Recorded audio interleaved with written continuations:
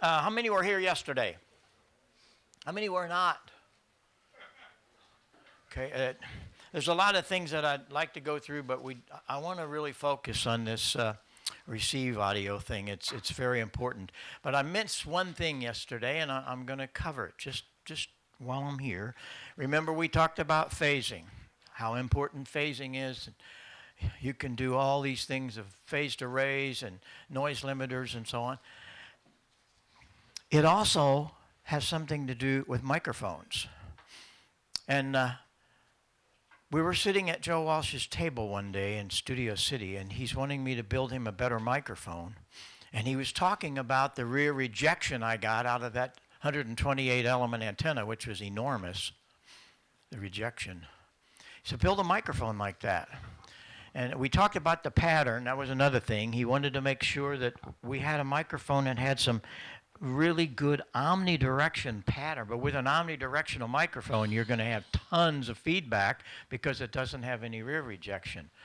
But this one, if you pay attention closely, I'm rotating a full 180 degrees and it does not change. That is something that no other microphone will do, but all of ours do. We pay a lot of attention with that. But what do you do about the rear rejection? We don't want the monitors, which is, they're all right in front of you, because the better the PA, the worse you hear on stage. It's really awful. You hear a bounce off of the back wall a second later. That's crazy, but that's what you get. So we came up with the monitors. We talked about that yesterday. What do you do about microphones? Well, when we developed this microphone, first of all, Joe was standing beside one of his 20 Vs. And he says, you know, the bigger things are, the better they were once you make a big microphone. And one of my friends was the chief engineer at Shure for years, Bob Schuline. And I talked to Bob about this. I said, you guys try this? Yeah, we tried it, but we failed with their SM7. I said, well, what happened? He said, we could never get it to work right. Transient response, dynamic range, all that was gone with a big diaphragm. Joe and I figured out how to make it work on his kitchen table. 2 crazy ham radio operators. This is a true story. This is a huge diaphragm. Very few microphones have big diaphragms. They're all the Shure things that are just little inch, 3/4 inch. This thing's an 1.25 inch, 1.5 inch, some of it. Well, what do you do about the rear? Well, take a listen. This has 40 dB of rear rejection. It's gone. I have a lot of people say, oh, hell, he's just got a micro switch in that thing, and when he turns it over. No, it works. But how did we do it? It was very simple. The element sits up on it's actually a little shock mount pedestal, rubber, right through the center. All other microphones have 4 little stupid holes around them for their rear rejection. I'm sorry, that's not enough.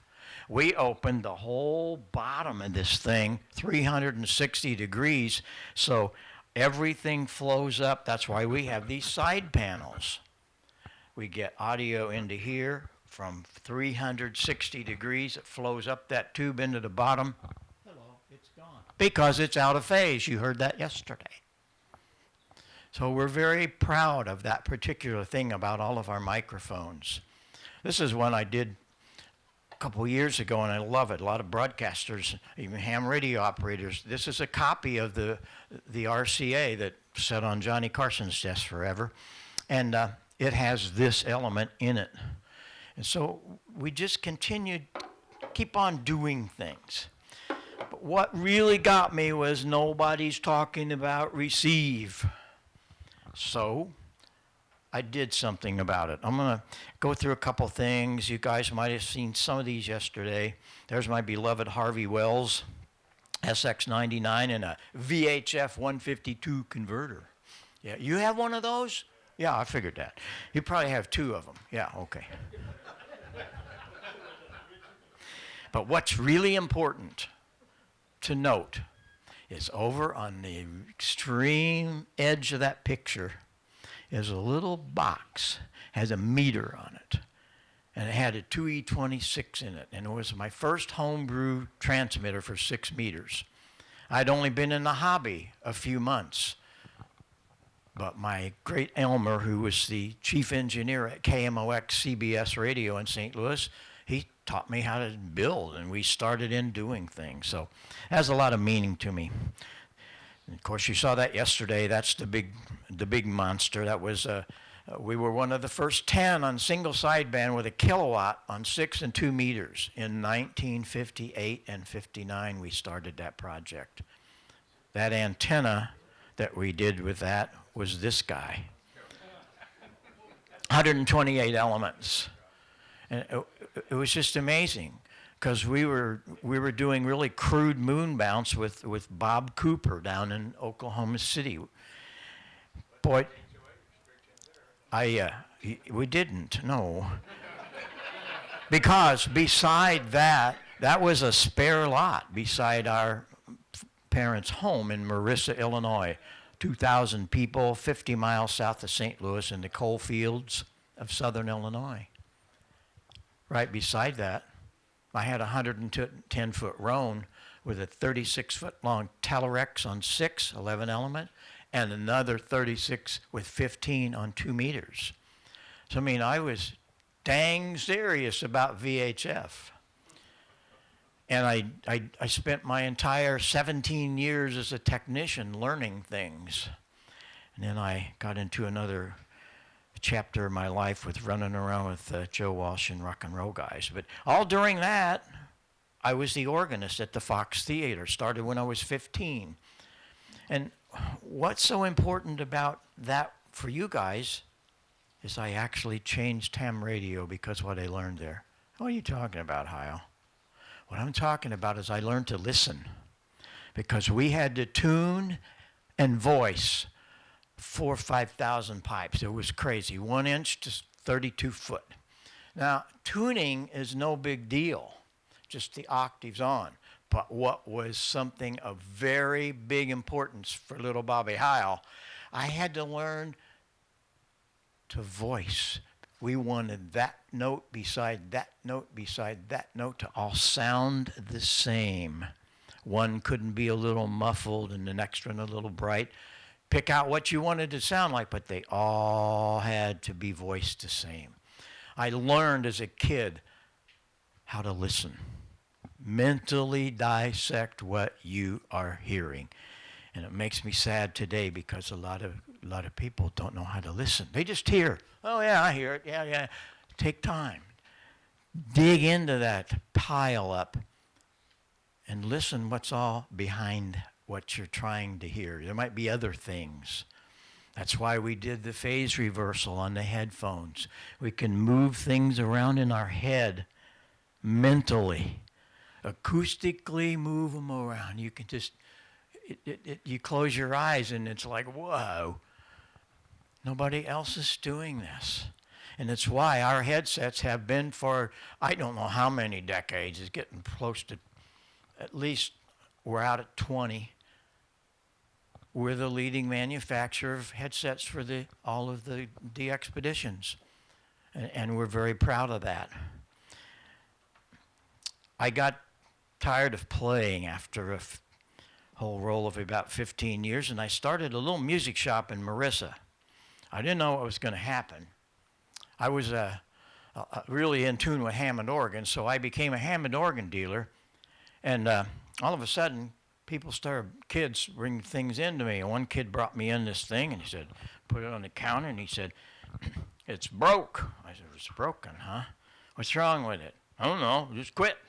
I figured he probably made it go to 12, and it only went to 10. Turned it upside down, because I'd never seen one. I didn't know what that was. I wasn't kidding. I said, that's a fender. No, that's what's on my car. I was not in tune with rock and roll. And when I say that today, after the career that I had in front of it, I hardly knew who the Beatles were.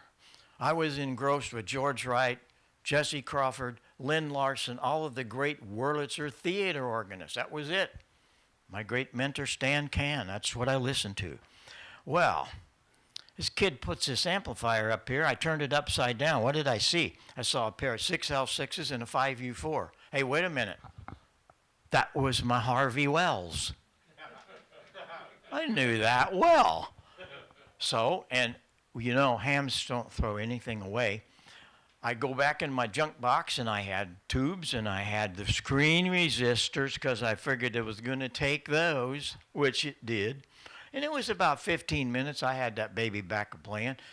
Well, you didn't even have one of them schematic things. No, I didn't have one of them schematic things. But the word got out. And there's this little freak in Marissa, Illinois with a soldering iron. So kids started coming to me, and soon this home organ store became a rock and roll haven worldwide. It became the rock and roll capital of the country. It was nothing for the Grateful Dead. It was nothing for, of course, Walsh and the Who to come to Marissa to buy things and have me help them. It was an amazing time in my life and in music. As we were building big stuff. This was, we had 35 people in the plant. Built a lot of that was fiberglass front loads. Those are all fiberglass. These were low frinker. They were folded horns. And our amplifiers were very special. Those amplifiers are modular. There were a 400 and a 200 model. And the reason I did that was these, you know, a kid would buy an amp and go out and play in a club, and wow, if it broke, he was out of business. So we took this amplifier design so that you take the whole thing, 4 screws, out, 3 screws it is, pull it out, a couple of screws, and the module comes off. When we sold it, you got a kit, a little anvil briefcase, and it had a spare module. It had a Phillips screwdriver, it had a fuses, and a quarter. And it could be back on the air in about 15 minutes and go back on stage and make their money. But then they would drop the quarter in the phone and call me that they could put it on a Greyhound bus. We shipped thousands of things by Greyhound bus in those days. It was a great thing because I was kind of early before UPS even thought about coming to Marissa, but the Greyhound bus did. I get a call one day. This guy says, "That you, Heil?" And I said, "Yes, sir. This is Clips here." And I'm going, "Paul Clips, that's God on the other end of this phone." And he wanted to come and see me. "You the guy that's got that thousands of watt of PA, right?" "Yes, sir. I want to come and see it." And it was an incredible time in my life to have him call me to come and learn something. You gotta be kidding me. But he did. He'd never heard of anything that stupid. Who would not have efficiency to make something at a lot less power? I didn't know what I was doing, but it worked good. And I mean, it became the rage of the rock and roll world. That's why Marissa became the rock and roll capital, because we were doing what no one else was doing. But soon, Paul took me under his wing. And I was thrust into learning the science of audio through Paul. He directed me to the studies of Bell Labs. And I please want you to go home. We can do it easy today. We have Google. In the early days, it was off to the library. In my case, it was off to what Paul would give me to read, and all of that was fantastic. And we discovered some of the studies of Bell Labs. We talked about that yesterday. It was so important. Dr. Fletcher and Dr. Munson changed the world because nobody understood audio. And Bell Labs figured it out. And it was all about how our bone conduction, everything is gone into the ear, do that, and what we hear, what we don't hear. And if you don't take care of some of that, you have listener fatigue. After you listen to a lot of the distortion and all this crap, you just want to shake your head. even some of the music that's not right harmonically. And so I learned all of this stuff, and I want you to do it. Go to Google and look Dr. Fletcher and Dr. Munson, and you're going to discover some incredible things that they talked about with our ears. He also taught me how to tune a speaker to a cavity. We take a speaker outside, do a free air cone resonance. Find out where that speaker cone resonates. Then you treat the cabinet to that frequency. Paul Clips went berserk if he saw a speaker move. And I have to share that with him. I see speakers that just are going like this. You know why we don't like that? Because you have phase distortion. That speaker should not move. If it does, your cabinet is not tuned to the speaker cone. And so then you just got to pump more power into it, and the next thing you know, it's just a rubble of noise. Oh, it sounds good to me. Well, that's okay. If you ever heard a K-horn or you ever heard a Paul Clips speaker, something that was really designed well, you would never forget it. But I became a student of Paul's. Many trips I would make down to Hope, Arkansas. There's what Dr. Fletcher and Dr. Munson found out about your ears. So for all you guys who say, yeah, I got perfect pitch, I just hear everything flat. Really? Got news for you. No, you don't. And you will notice an interesting thing here. When you get up to about 110, 120 dB, we're almost flat. That's why kids like to listen to music loud. No joke, it's true.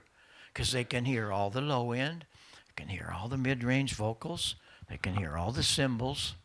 But if you listen to it way down in here, So what do you have to do? How do you fix that? Well, we're going to show you in a minute. Here's a couple of other systems. That is one system. Guy from Milwaukee came down and bought that. Heil Sound was the only company then, and I don't think there's anything today. You could come to Marissa with a checkbook. It was good. We had everything for you, from the microphone, cables, amplifiers, everything. And you could go on tour. And that guy did. He had it all planned out to come and buy all that in Marissa, and then he had his shows lined up, and by the time he got back to Milwaukee, he just about had it paid for. But that's the kind of things we did. And I just love playing with it and doing stuff. And we had all these great stars that used our equipment. I was so thrilled. And Dolly was one of the very first up in the corner, and then Joe with James Gang, and just on and on and on. Jeff Beck was fun. Stevie was a lot of fun to work with. Slash, what a great guy. You know, Slash, you look at him, and you would never want your kids to be around him. At all. He's very soft-spoken. He's very intelligent. He reads all the time. He's a wonderful person. And the minute he gets that top hat on and grabs that Les Paul, look out. I mean, he can play some guitar.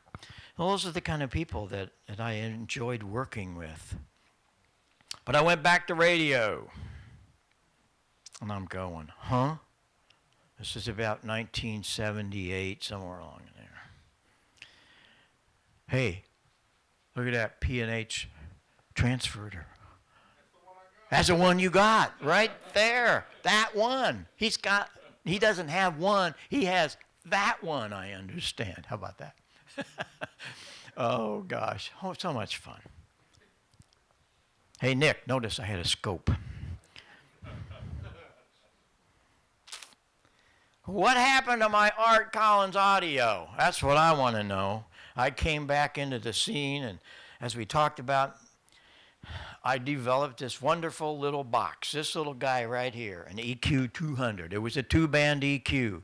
Nobody had ever talked about equalization in this market. I don't need no damn EQ. Really? Well, everybody that said that was proven wrong, because we had to think about the studies that we learned from the Bell Labs. And this thing revolutionized ham radio. and thousands were sold. I had to we had closed the plant. We were not building speakers. I got out of that market. I didn't know what I was going to do. And I had to call some of my workers back, my girls that could solder really good. And we opened the plant up building equalizers. Wonderful stuff. So then I built microphones that looked like the inverse of what you saw on the Fletcher-Munson curve. Great big peak from 2 to 3K. We're talking 10 dB peaks. I did that with the microphone. And we'll play with that in a little bit. And we did all these things with the transmitter. But one of the things we did do was lower that distortion, and the listener fatigue was much less. I'm really about listener fatigue. A lot of people might not know what that is, but if you really get into this, you will. Listener fatigue is awful. But we did all of the things for the transmitter. But what in the world about receivers? Nobody's talking about it. I was very fortunate that in 1999, Dr. Inouye came to me and we got together, and the reason that you have this in all of your ICOMs is he had one of those. And he knew the value of equalization. And so we started working with him in every ICOM with the exception of the 480. I don't know why they missed that, but all the radios, the little 718 also doesn't have EQ in it, barely has anything in it. And all the way out to the 7610 has a 2-band EQ in it. They have a little bit of receive, but not enough. That's the problem. And they did that one on their own. It's not at the right frequency. It has to be at the right frequency. It's got to be about 2.5K for that mid-range and nothing under about 300 hertz. And of course, the filters drop it off at 3, unless your little buddy you mentioned. It's got to be. I know him really well. We'll have to talk about that after a while. It was a shocking thing, the first transmit he ever made with his 820, where he took the filters out and stuck in a piece of wire. We'll talk about 10K wide. Oh, wasn't it pretty? Yeah, right. Anyway, we got into this, and I really got into it when I found out these receivers, I don't care if it's $15,000 to $200. They all share 10% distortion. We're talking about their audio amp now. We're not talking about we're talking about the audio amplifier. They have 1 watt into a little junky 3-inch speaker. Oh, I'm sorry. They put it in a box that's painted the same color. It's still 10% distortion, and it drove me nuts. It's not acceptable. So I started working.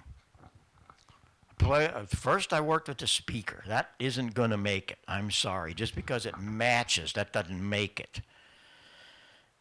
So what I did is I looked at all these obstacles. We all are celebrating too many birthdays. And our hearing system loses much of the mid-range frequencies, the top end. That's right where the articulation is. Bell Lab proved that. They proved it very well. And the differences of an F and an S and a P and a D, those are all happening right in that 2K. Let's play a little bit with that. I'm going to put this all back to flat so that all you guys that say, I don't need no damn EQ. Really? You can be real hard-headed about it, but you try listening to what I'm saying, and you're going to get listener fatigue. That's flat. Anybody want to come and see it? It's flat. I'm not playing games here. When we're talking about speech, we need articulation. There is no shh. You hear it from here, but you don't hear it from there. So we need to go in, do nothing except increase the mid-range. It's all we're doing. bring up the 2.5K. Look how pretty that is. Even if I whisper, you can hear the S's. You can hear the little nuances. You can't do that if you don't have the equalization. It's just so important. And for many of you, you've probably never thought about it. You've probably never heard anybody talk about it. Because I'm the lone ship at the sea out here. But all I'm doing is carrying on what I learned from Paul Klipsch in the Bell Labs. This is science. It isn't somebody's want, desire, product. It's science. And for those of you that don't need EQ, we're going to go back flat. Anybody want to come and look here? Oh, you can still hear me, but it's difficult for you to understand. And if I get talking real soft, you really can't understand. So all you're doing is bringing up to 2.5. Yep. It's amazing. Yep. I put it on 2.5 and then I bring up the level. That's those two knobs. A parametric EQ, it's one of those things that's a little bit complicated and never talked about. Okay, so you have a bass and a treble control. You go out to a music shop and you buy, let me find this one. You buy a mixer. I don't need that high, I just get me a mixer. Every mixer on the market is designed for music. Look where their filters are. Down around 80 hertz, up at 10K. Oh, wait a minute. You guys all fall right in the mid-range, right? I mean, what happened to 2.5? It's not there. These are made for music. That's the whole deal. Well, they don't work for ham radio. Well, I got an EQ high, just go away. Okay, I will, but it didn't do you any good. You wasted your money. So, you'll find one that has a mid-range in it, but the mid-range is set. What you want to do, you see in the dotted lines, we want to be able to move it, to actually change the frequency. That's what the parametric EQ is all about. You are the engineer. You can change the parameters of that filter. And so, what we're going to do here, this is kind of cool. I'm playing only with, there we go, the mid-range. I'm going to sweep it. Right now it's 2.5. Yeah, it's really high, but I'll take it down. Let's go down. Hello.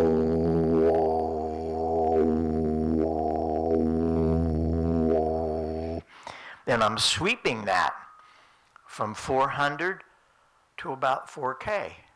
Could you hear that okay? You got to pick out what you want.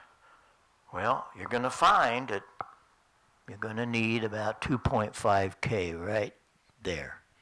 And every time it's going to be perfect. Then you balance it. And here's a very important thing. Guys that do some equalization, they forget one thing. They forget the word balance. You want to be able to balance it all. I hear guys on the air and they all sound like this.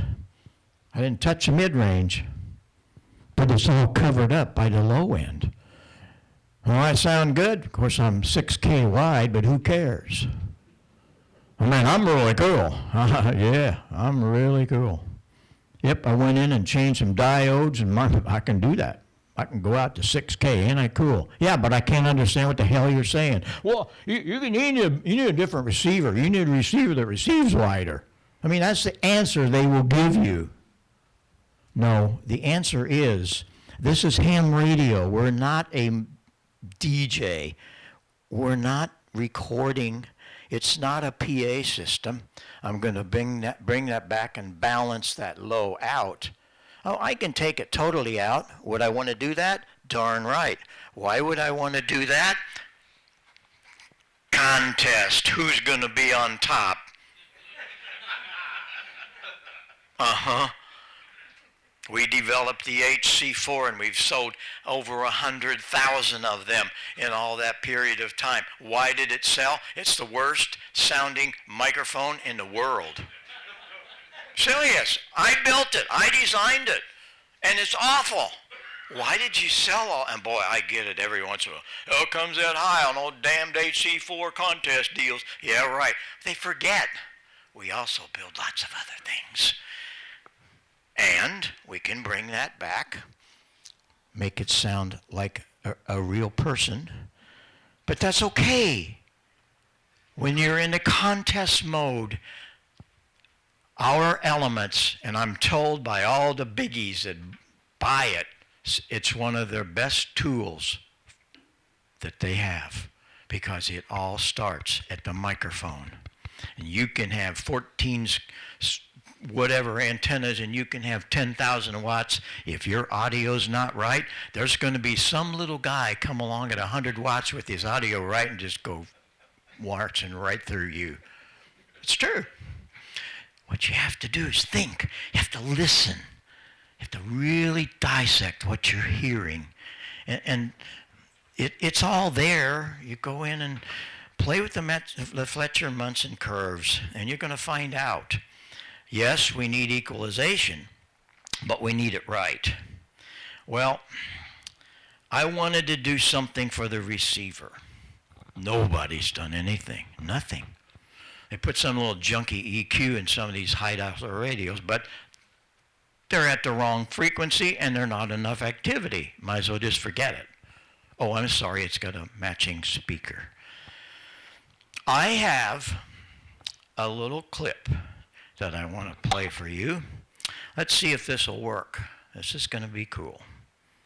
This came off the air, and you'll recognize it, that it was off the air for field day. Let's see here if I can get it to play for me. Come on, did a while ago. I love computers when they don't work. Okay, here's one of them. Sierra Echo copy. November 4, Sierra Echo Charlie, please copy 1 Echo Missouri, 1 Echo Mike Oscar. Roger, Roger, 3 Alpha GA, Georgia. Copy 3 Alpha Georgia, happy hunting. Which one of those guys can you copy the easiest? Do you notice there's a big difference there? 4 Sierra Echo Charlie, That copy. guy. November 4, Sierra Echo No. Charlie, please copy 1 Echo He's Missouri, too distorted. 1 Echo That's Mike not a Oscar. recording. That's the way he Roger, sounds. Roger, 3 Alpha GA, Georgia. Copy 3 Alpha Georgia, happy hunting. You ready for this? CQ Field Day, Alpha X. This was live. CQ Field Day, CQ Field Day, CQ Field Day, CQ Field Day, from Kilowatt 5, Kilo, Echo Oscar Kilo, Kilowatt 5, Echo Oscar Kilo. Whiskey 0, Oscar Juliet Yankee. Whiskey 0, Oscar Juliet Yankee, from Kilowatt 5, Echo Oscar Kilo. Please copy 7 Alpha Oscar. That's enough. Talk about listener fatigue. That's the real deal. I didn't make that up. I'm not tailoring anything. That's the way it was recorded. I record a lot of things on mini disc. I love mini disc because they're not compressed, and you can do some really cool things and capture it easy and carry it around with you. But there it is. And it just drives me nuts because nobody listens. Did he ever listen to himself? Guess not. So what you got to do with this is start listening.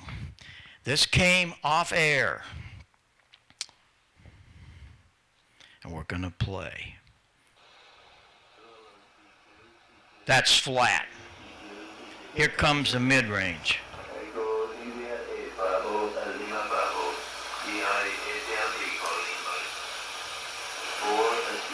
Back to flat.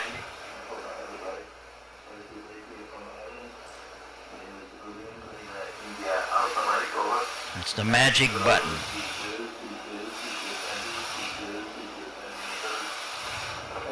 There it's flat, way you hear it. Here's an MC50. Usual single sideband signals that are mushy and basic, difficult to understand. You can add some speech articulation just by adding some 2.5 mid-range. This is flat. Here comes.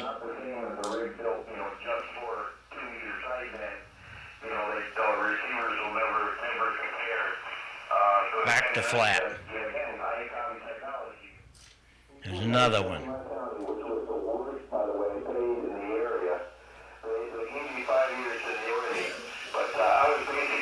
Back to flat. Many times people who spend 20 years in the Navy or whatever the military is and retire, people say, well, you got it made. No, you don't. This is a D104. Nothing under 600 cycles drives me nuts. Let's make a real signal out of it.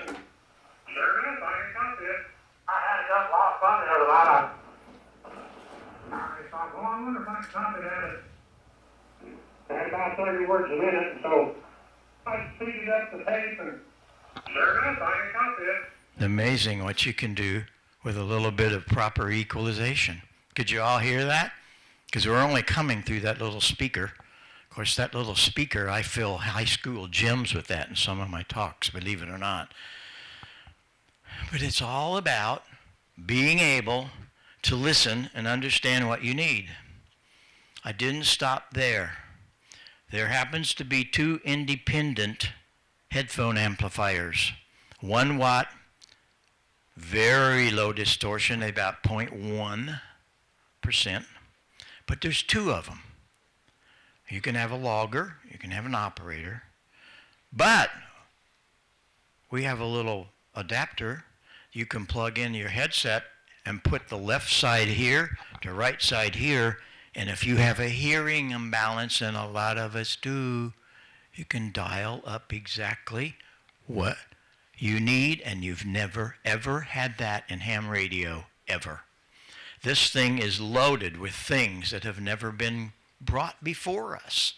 And I am hearing some wonderful reports. I had guys that get this and they almost cry when they tell me that they finally got their radio back. They got off the radio because they just couldn't hear anymore. Well, they couldn't hear because of the things we've been discussing and demonstrating. Now we can do it. And it's a wonderful thing to be able to have a technology that you can make yourself have a pleasant experience when you're operating your rig, and especially things like field day. There was a wonderful thing happened on that. You had several guys that figured it out. Well, one little thing I didn't talk about yet, it's called a record out. And that's how I made the recordings of this guy. I did them all flat, these guys.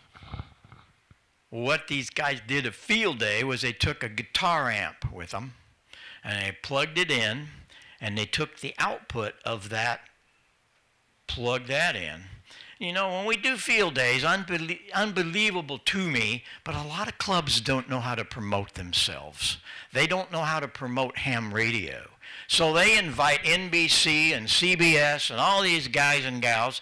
What do they experience when they come to your field day? There's some guy coming out of a radio. They don't understand what he's, because they never get to hear this guy talking. They only get to hear what's coming over the receiver, and doesn't make much sense. You put the monitor button on your receiver. Now your voice and their voice comes out of here through the guitar speaker, so they can hear both sides of the conversation. And it was really wonderful. I visited one of the sites, and it was really fun because a lot of visitors come also, and it's a whole different attitude about people listening to what we're doing when they can hear both sides of the conversation. So these are just little things that I did. It's very simple to hook up. It comes with a transformer because there's quite a power supply in here. It's not a wall wart. An XLR balanced 600 ohm cable out to a balanced 600 ohm in to the speaker, and the input from your external speaker. If you really want to do it, go into your aux out where you have really nice clean audio out of there, and away you go. So it's not a complicated thing. But I'm very, very excited about it. I'm proud to bring something to the industry that we really need. And it's now on sale for all the stores have it, both this by itself or the package. You can do both. But we're excited about it, and I hope that in time you'll get to experience it. And it's a new life for your ham radio. Yes? Are you building this in the U.S. or offshore? No, the boards are made, most of the boards are made in Malaysia. We do a lot of things in Malaysia and Taiwan, in Vietnam. They come into our plant, and all these babies are checked and tested by 3 different people. We're very proud of that. Those are mushy and basic. We have a lot of things going on in that plant, and the biggest one is listening, texting, listening to the product, not just looking at it on an oscilloscope or on a spectrum analyzer. That counts, but the last thing, it plugs into a JBL speaker, and we get to really hear everything. And of course, this we do just what we're doing here. That particular is the test for us. We have there's another thing that runs tones through it that we listen to that, but that's it for a test. Yeah, nice question. Anybody have any other comments, questions? Whenever you when you were bringing the mids and the highs up on it, Yep. it made the really high frequencies come in there and start kind of distracting from the actual vocals. Is there a way to cut those out? Well, I might have had a little high. You just have to adjust it for what you need to hear and how far you are from the speaker and all that. No, you can adjust whatever you need. It's parametric. Dial up what you need. Yes? I saw one time you put out some recommendations on how to set the IC7000. Do you have any recommendations for the 7100? IC7100? It's the same. Yeah, sure. Yeah, they all have the same EQ. Yeah. And we have some wonderful things on our site. You go to our site, heilsound.com, and you will see all things ICOM, all things Yaesu, all things Kenwood, Elecraft. And we give you suggested starting points to adjust things, and it really helps a lot of people because the manufacturers don't do it. I told Yaesu when we started this, I said, you're going to have a problem if we go to the parametric. What that? I said, education. No, we do it. No, they didn't. Their manuals are terrible. And so we take care of that. And if that's not enough, just call us. We will help you. Yes? I noticed on the FT950, I was looking at your recommendation settings last night. That'll help the audio even if you're not using the parametric? Yeah, it should. Yeah, a little bit. One of the biggest things about all these transceivers, when you're adjusting them, everybody misses the most important. Select the transmitter bandwidth. Because a lot of times they just leave it out wide, and you're trying to EQ things, and if you just go in and set that for about 3K, everything falls in line. And they miss that, especially on the Yaesus, where you can do that real easy. But it's all there. Just go to the website. If that doesn't work, send me an email, and I'll call you, and we'll fix you up. Yes. Yeah, is there one? What you got? I had a comment years ago in a microwave update. We had a blind ham from England give a talk. And a blind ham can give a very great perspective on listening. Oh, yeah. Because that's their sense. That's right. Yep, you're very, very true. I know a number of blind people that are piano tuners, and they're amazing. You want to get a blind person to tune your piano, it will be like none other because the harmonic structure is just incredible. And that's you're very right about that. Well, thanks for everything. The last couple of days have been fantastic. I'm very honored to be here. Thank you. My biggest honor to be here is to be following that guy. Rob is an amazing person, and we're all blessed to have him kind of keeping the train on the track. It doesn't make any difference what name's on it. So thanks, Rob. And thanks to all of you. We'll talk to you soon. Thanks to you, Nick. Good stuff.